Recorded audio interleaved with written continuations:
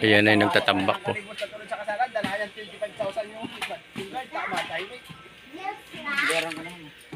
Ayan, malinis na oh.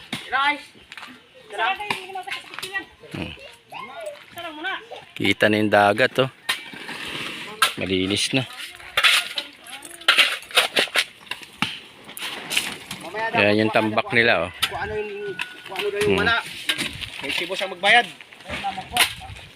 Mamaya nga daw kung ano yung wala doon sa gagamitin sa mga ka-hunters, pag gusto nyo ng sariwang hangin, dito na kayo sa Palawan pumunta.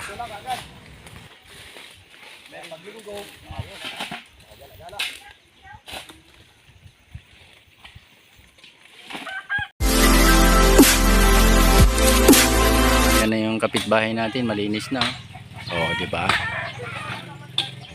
Yan. Yan. Kaya na mga ka-hunters yan yung dala ng bagyo kung nakaraan at tumbay mga kahoy. Huwag na. Buti pa inunahan ko na. Pati yung daan lang yan. Aray! Beng! Beng! Okay. Bala sila kung asa sila gusto. Kapasang! Ayaw! Wala, maulan. Ah! Yun nga po yung hangin.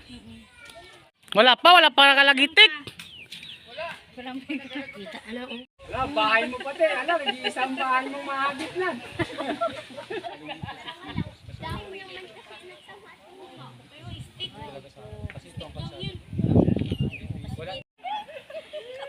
Mag-alis tayo para. Hindi maulit yan?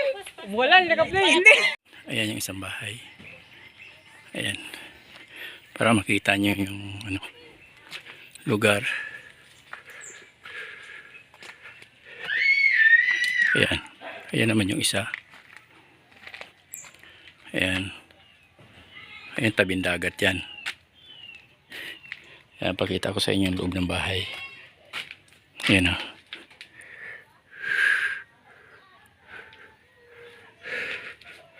Ayan yung loob ng bahay. Ayan. Naka-jealousy, naka-grills. Ayan, naka-counter pa yan. Ayan, meron na kayong misa. Ayan o. Oh. Ayan naman yung patungan ng mga gamit. Kaya na medyo magulo. Ayan, hindi ko pa nalinis. Ayan, lababo natin. Ito, may libreng isang bangko. Ayan. Tapos ito naman yung kwarto. Ayan. Ayan yung kwarto niya. Ayan.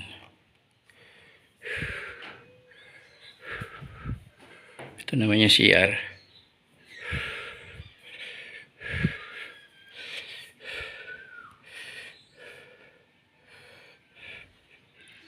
Ayan. Ito naman yung isang bahay. Ito. Ayan.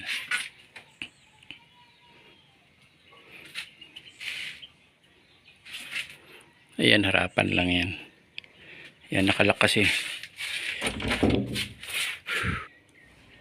Ayan mga ka-hunter, pag gustong mamasyal sa Palawan, dito na kayo sa Palawan. Tahimik at masaya.